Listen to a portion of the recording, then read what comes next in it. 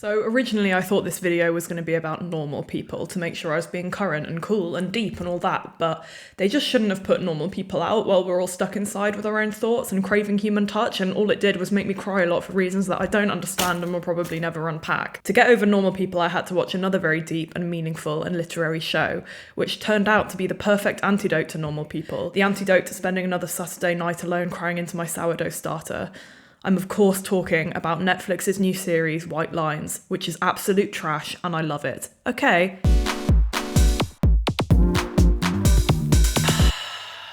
Wow. Netflix's White Lines is Miss Campbell from Waterloo Road having wild sex parties in her mansion. Netflix's White Lines is flirting with someone by shooting them in the leg with a harpoon. The fuck? Netflix's White Lines is dogs on coke.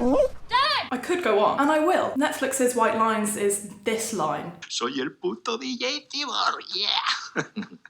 Bien. Netflix's White Lines is the Spanish version of David Tennant admitting that he wants to sleep with his mum and her responding by saying, "Is a cat more important than a child?" There's no getting away from the fact that Netflix's White Lines is batshit cray-cray. It's coconuts. As all the angry, I hate everything male film critics of this world have pointed out, White Lines makes no sense. It's nonsense. The dialogue is all exposition, the main character is painfully contrived, the storyline is a mess, setting up 1,000 insane threads and barely resolving any of them. The sex scenes are, well, let's just say they aren't very socially distant. It glorifies drug use and it contains more plot holes than a bloody damn. But the people who trash shows like this miss the point, and the point is that the trash is what makes this show brilliant. As Susan Sontag would say, it's the ultimate camp statement. It's good because it's awful. Susan who? Well, she's the little nerd who wrote the groundbreaking essay Notes on Camp. You know, the one that inspired last year's Met Gala theme, which housed such looks as Jared Leto, Billy Porter, Lady Gaga. But what made these looks camp? What is camp? What are looks? What is anything? What day is it? When will COVID end?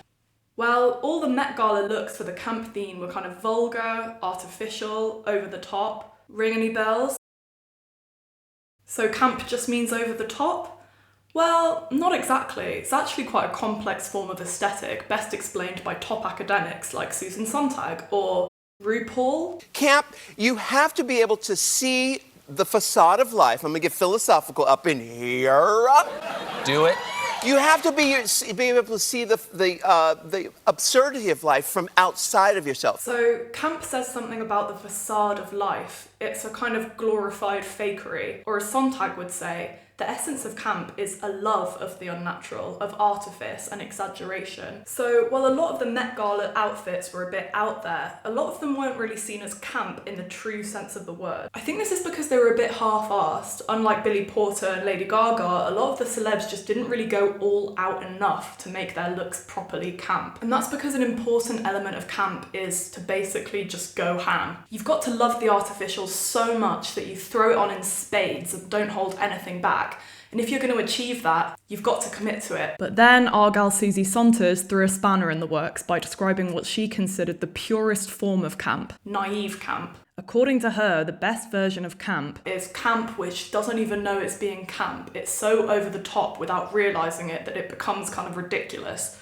This is what Sontag called the sensibility of failed seriousness. The theatricalization of experience. One example that Sontag gives of pure camp is the opera, which she argued was so melodramatic and took itself so seriously that it became unintentionally ridiculous. It became naive camp. The same goes for White Lines, which has all the serious drama of an opera, or better, a British soap opera or a Spanish telenovela. It's like the filmmakers who are from both of these countries took the most melodramatic genres of their cultures, mashed them together, and then set the whole thing on Ibiza in case that wasn't already insane enough. It's Ugly Betty meets Hollyoaks on acid. This is camp TV and I love it. And the reason why White Lines works so well is because most of it seems to be naive, pure camp. You really get the sense when you're watching it that the show's creators have no idea quite how ridiculous the show is, which makes the ridiculous moments all the more compelling. I mean, the plot of White Lines is some girl from Manchester showing up in Ibiza to find out which one of her insane brother's friends killed her insane brother during his 24th 24-hour birthday party 20 years ago, because his body just sort of showed up in the desert after it rained a bit. That's only episode 1. and the show's creators have the audacity to take this plot entirely seriously. Though the show bills itself as a whodunit murder mystery, it does feel much more like a soap opera where plots and character arcs weave in and out. Chloe quickly forgets about her dead brother and husband to go off partying and get with this guy, and to be fair, who can blame her?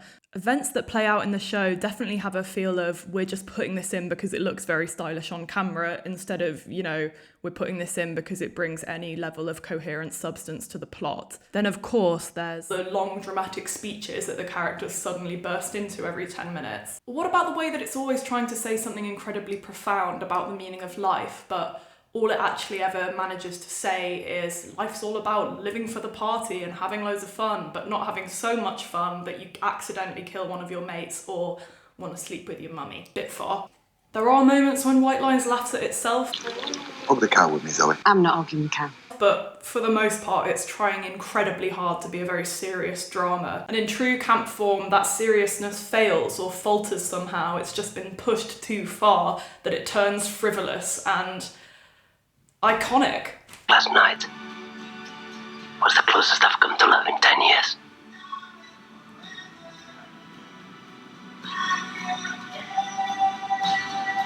I like how you kiss. See what I mean? The flamboyance of the cinematography only helps the campiness. There's hardly a more vulgar and hedonistic location to shoot than Ibiza, and the show looks amazing. It's clearly a very high production budget and it is beautifully shot. But what are those beautiful shots of? They're of Spanish David Tennant's mum tossing off a priest. Amazing. Or how about when they have the funeral for the crazy dead brother and they all just start somberly singing an EDM song in his memory? That bit is just so bad it's good. Wait, hang on a second, is that Lawrence Fox? Big Loza of Question Time fame. To call me a white privileged male is to be racist. Well, I suppose I could use this time to give a perfectly justified and reasonable argument against Lawrence Fox's views. I could point out that it's not racist to call somebody who's white and privileged. That's not racism, that's just description. I could say I understand his impulse to not want to have to bring up race at all, to not live in a world where that kind of stuff matters, but it does matter. If we're ever gonna make a racially harmonious omelette, then we're gonna have to have some uncomfortable conversations about white privilege with the eggs. Yeah, I could say all that, but this is YouTube. Nobody came here for a reasonable and mature debate. If only there was a way that Lawrence Fox could fall on his own sword, just obliterate the possibility of anybody taking anything he says seriously again by attempting to sincerely play a role that is so ridiculous and doing it with such little talent that he catapults himself into relative frivolous obscurity, one greasy man bun and offensively bad Mancunian accent at a time.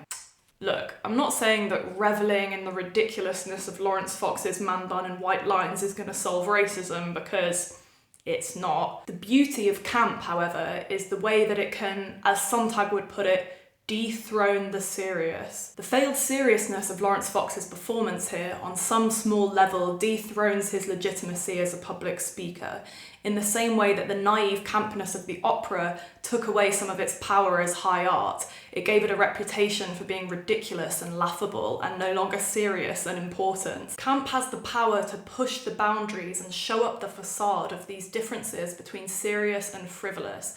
And in doing so, it takes away power from the serious and gives it to the frivolous, turning everything into a kind of joyous play. Whether you like it or not, Love Island is as camp as the opera. You can't be snobby under camp. Camp can turn failed seriousness into something worth revelling in as an iconic fashion moment. It's no wonder then that campness came out of queer culture, as part of something that Judith Halberstam, another nerd, called the queer art of failure. Sadly, a lot of queer experiences are framed around failure. Failure to be accepted, failure to fit in, failure to pass. These are all serious issues, and camp can be a defense mechanism to help flip these things on their head. Camp says, forget trying to fit in, make it lurid, love the facade, push the standards of society to the point of ridiculousness, to the point of parody, laughability. so those standards have less power over you. Seeing something with a camp eye allows us to parody anything that's taking itself too seriously. In doing so, camp is able to question some of the very real boundaries that have been excluding marginalised people for decades. Even if that feeling is only achieved for a few hours of parodying gender norms in a drag show, or revelling in the naively camp performance of an actor who is a bit of a dickhead. Sontag named camp as the consistently aesthetic experience of the world, one that incarnates a victory of style over content, aesthetics over morality, and irony over tragedy. Camp is essentially style over substance, and when it's as ridiculous and over-stylized as white lines, frankly, fuck substance. Do you ever just look around at the substance of the world and think, oh good God? Well, the gays who invented camp have been doing that for years, so thank God for them for inventing camp culture, this way of coping, of transforming tragedy into irony. It's not a sensibility that's going to change the world tomorrow, but it's definitely a sensibility that's going to make it a bit more easy to bear for a few minutes, because it shows the world up as an absurd facade that we should never take too seriously. Some final words from Rupaul's 10th grade teacher. You know, in 10th grade, I learned, my teacher, Mr. Pinnell, said, don't take life too seriously. And that is what camp is about. It's about seeing the absurdity of this crazy life. Have you read the papers lately? Camp says that despite this dumpster fire of a world, we can still put on our heels and our lipstick and serve an iconic look while civilization slowly falls apart. Take a minute to look back at how ridiculous and absurd this world is and have a laugh at it before you carry on, otherwise you'll burn out. Camp really allows us to love and revel in the truest of trash, whether that's our moral abattoir of a society or just a ridiculously so bad it's good television show. And as somebody who identifies as human trash, living in a world of trash, I find a lot of redemption in that. So maybe me binging loads of trash TV is actually a really deep, aesthetic, intellectual coping mechanism as we go through this global plague. Okay, Mum? Cheers! And don't forget to smash that subscribe button.